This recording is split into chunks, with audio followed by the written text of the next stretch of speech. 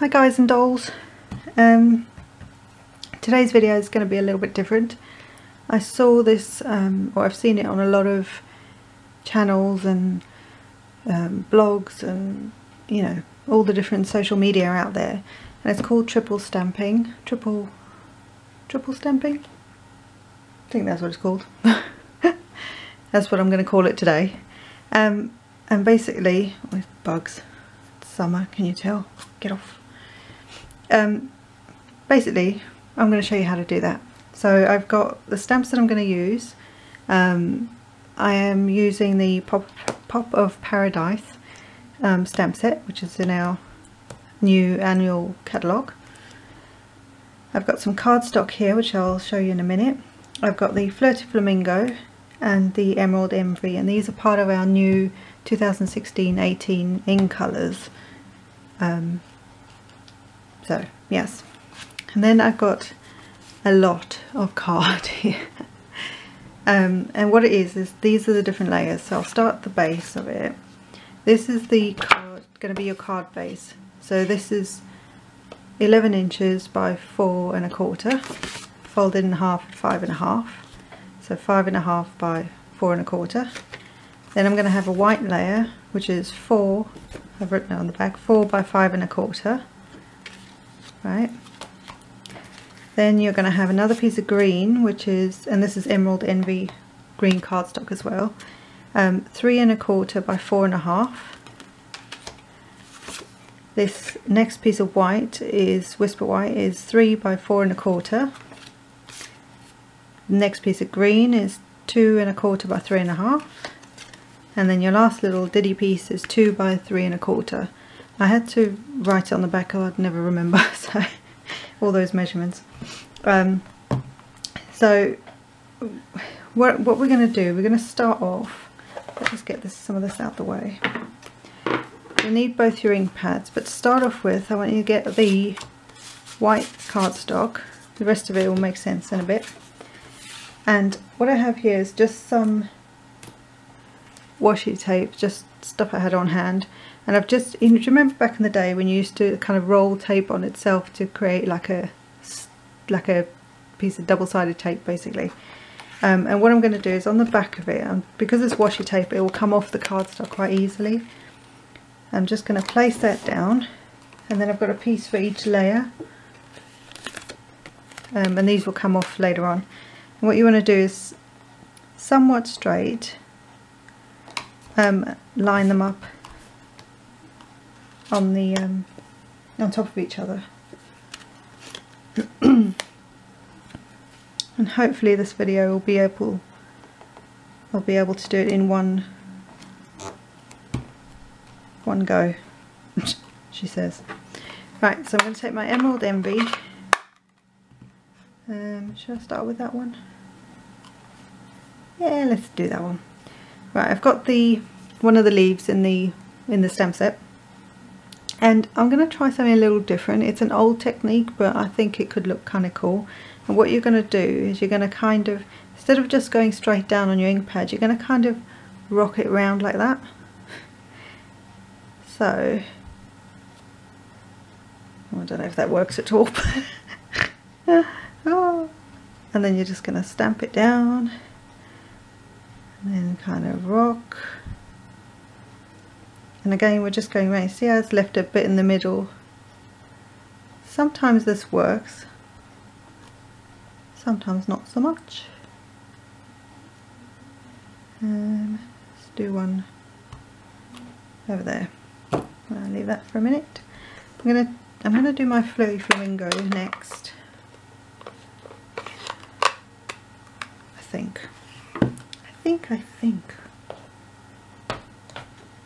Actually, I'm gonna put my I've got one of the sayings as well. I think I'll do this one first so I know where I am. It just says a very special day.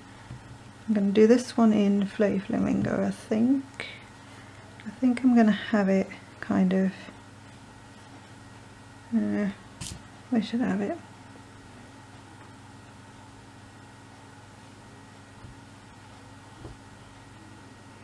Let's just have it about there. That'll do. Then I'm going to take my Flamingo And I'm just gonna do the same thing. Because there's quite a few layers, you kind of have to, let's put it over here. You don't want to press too hard, but you need to kind of get enough layer going on, if that makes any sense. So that you get through all the layers, which I'm not doing a very good job of there, but that's okay. And I'm going to take a bigger leaf, and with this one I think what I'm going to do is I'm just going to use it as a, going back to my green, I'm going to stamp it off once and then just kind of add it in some of the gaps. And don't worry if things overlap or, you know, that don't matter. We're just trying to fill in the gaps. I didn't really get all of this in here. You get the idea though.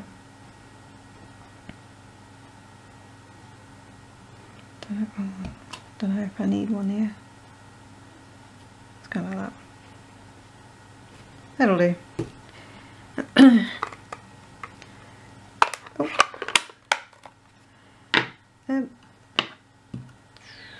Yeah, let's leave it like that. I was going to try and add some more, but sometimes when you add too much, it's sort of,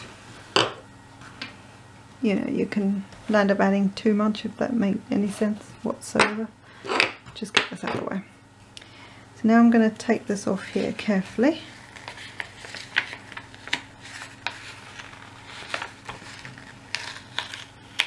She says. Let's get that out of the way. I want to take all the layers apart. I know you're probably like, why is she doing that now? Hey, what's she doing that for?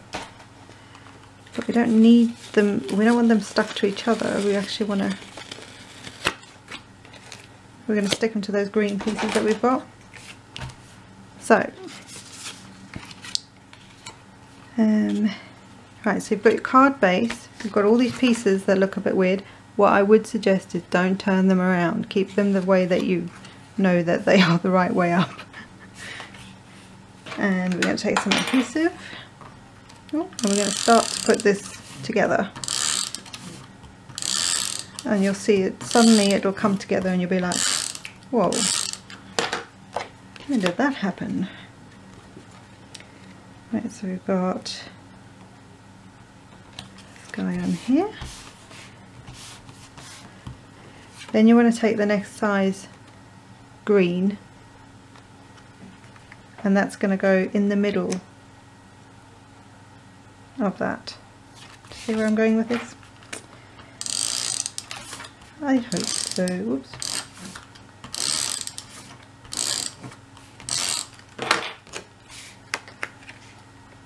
And somewhere in the middle. And somewhat straight. Then you're going to take your next funny looking layer. This is what I say, you've got to know which way up it is. If you need to put an arrow on the back, depending on the patterns that you've used, but I can kind of see. Now what you've got to do, it's not difficult, I promise, but what you've got to do is line up, like this is part of the neck of the flamingo, and these the leaves. So you're just going to line them up, making sure you've got your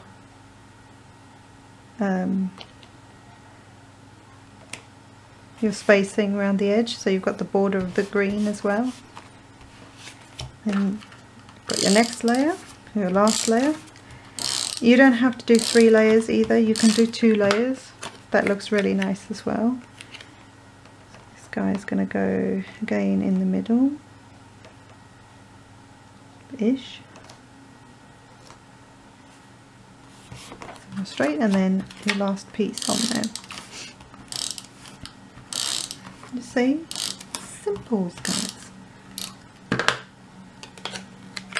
Oh, And you can, you know, obviously experiment with different colours. The bolder the stamp, the nicer it tends to look. So I would experiment with that. There you go. One card done.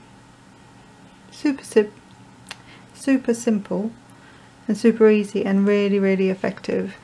I think having it flat, I don't know if working it with dimensionals would, you know, raising each layer, you would see the sort of edges of where you've stamped. So I don't know that that would look that good, but you could try it and see what happens. But I think that's really neat. These ones, that idea didn't totally work the way it was supposed to. The idea with doing that sort of rocking when you go round the edge of the stamp is that you land up with a lighter area in the middle and a darker area on the outside, kind of like shading, but it didn't quite work. So, but it's alright. So yeah, so there's a couple things. There's the technique of the card, there's the sort of rolling, rock and roll card, you know, with your ink and your stamp. And then there's also sort of stamping off, so you get a lighter shade of your original colour, and that you can do that more than one time. So if you're doing a background with trees, if you stamp your first one and you want it in the background just as a background, a really light background, then I would ink your stamp, pretend this is a tree, ink your stamp, and then just stamp, I'll show you on here, and then just keep stamping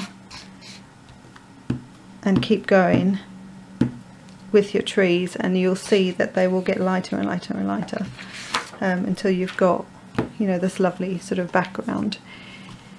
So yes, look at that. I made it in one take, hopefully. But yeah, give it a try. It's a really neat technique. This is only the second one like this that I've actually made.